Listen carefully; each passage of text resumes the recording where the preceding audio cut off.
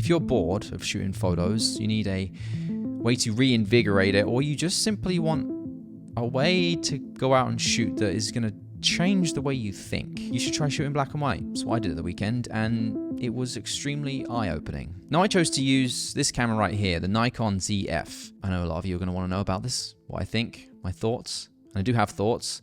There is a lot of good.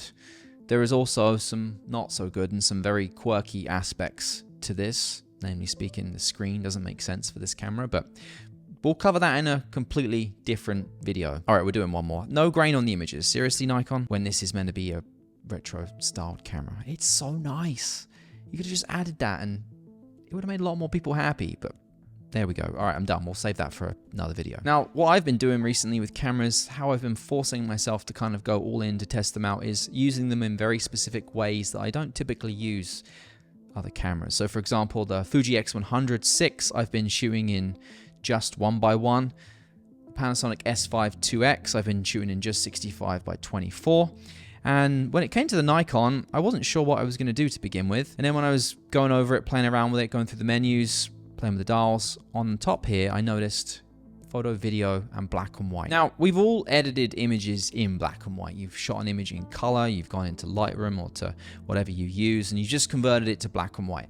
That is not the same. When I picked this up, switched the dial to black and white, and put my eye to the EVF, which is very nicely placed in the middle there, I just immediately realized what a much more peaceful experience it is to shoot in black and white. I never realized how much of a distraction color was when you're taking stills.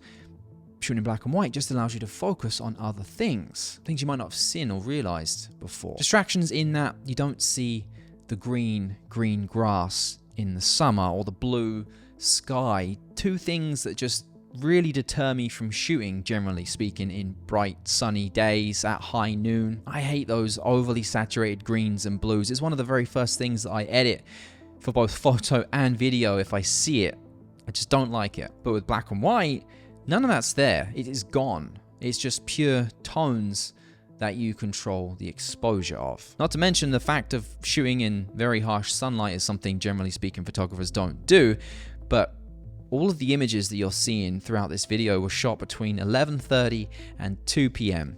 when the sun is highest in the day, the brightest. Generally speaking, not a good time to photo. And you can normally tell that when you're actually taking the photos.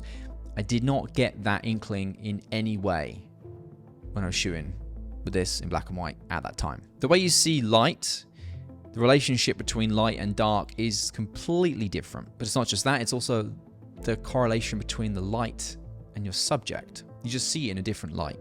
No pun intended, but that's literally what it's like. You don't care about the meter, you don't care about the exposure reading, if it's overexposed, if it's underexposed. You're just looking through the EVF and capturing that image as you want it to look with your eye. Say, for example, an image that is really underexposed in like 80% of the frame, but there's a tiny little pop of light in one area that's really obvious. You now compose around that little part of the light.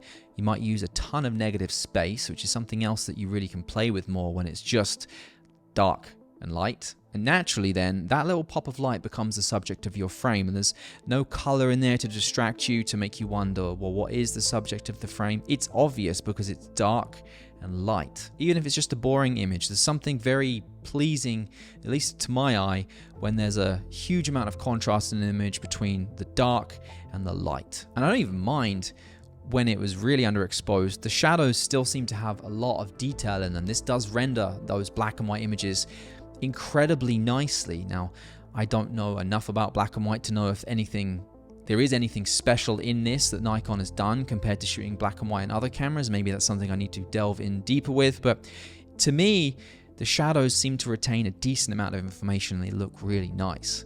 I'm also not going to say that these are anything special. They're just what my experience was like first time shooting with black and white. All these images I'm showing you are JPEGs. I am shooting in JPEG and RAW. It's a bad habit I have of mine. I'm trying to kick it and just get what I want the image to look like in camera, so I have to do less editing. I'm trying to get into that. It's also really interesting looking when you have a really dark part of an image to a light part of an image, the gradient and change of grays throughout, something you don't really notice so much with color, because the color's not there as a distraction. You really can focus on all the different tones of the grays, and it looks nice. It gives you a very different look and a new perspective on patterns and shapes, just when you can see darks and lights, shadows and highlights. Shapes become way more obvious to your eye, and you might capture something that you would have given no other thought to if it was all in color. So light is obviously one thing that I noticed, but the other one was composition. It just became so much more clearer, so much more clearer,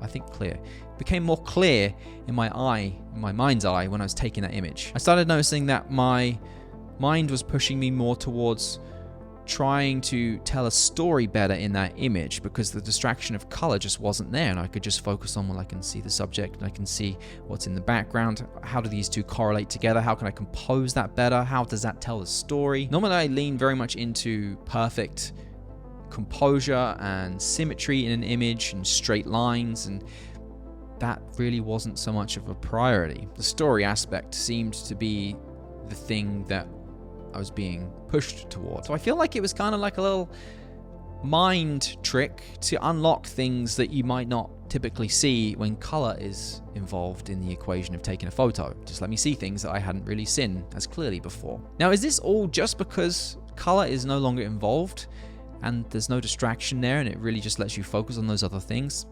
I'm asking you, if you've tried this, if you've gone down this rabbit hole, done this experiment before, pop a comment down below and let me know about your experiences and other things you realize. But it's made me very evident the fact that shooting in black and white and taking a color image and just converting it to black and white, editing it that way, are completely different, and you cannot put them in the same room together. I think that's that. Stay tuned for more thoughts on this. Maybe. Yes, I did sand down the dials, brass them up there. That's all Cam's fault. That's that. I'll see you in the next one. Take care.